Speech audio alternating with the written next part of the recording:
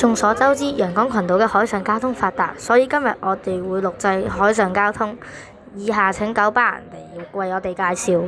直接喜歡，直接討厭，無意為人家改變，相戀對象迎難免，別再兜圈，含糊不確定太倦，要走爽快說，無力猜十遍，請你行直線。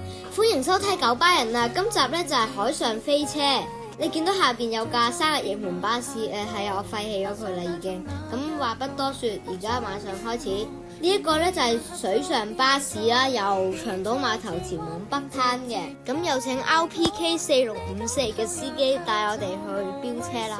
我而家較6倍速，方便大家觀看。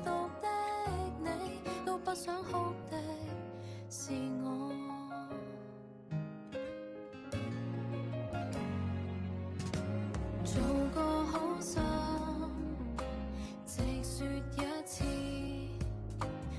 到嚕，睇下我呢位仁兄喺度做緊啲咩啊？做緊啲18禁嘅嘢。至於係咩呢？我就唔講啦，大家應該知嘅。詭異的笑容。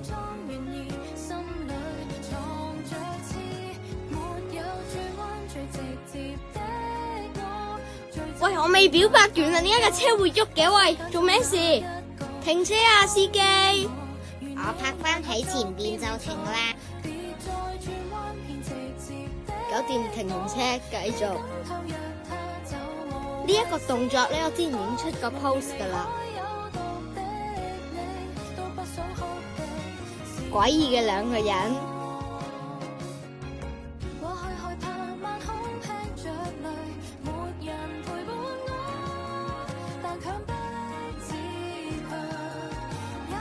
司機點解喺度嘅？做咩啊？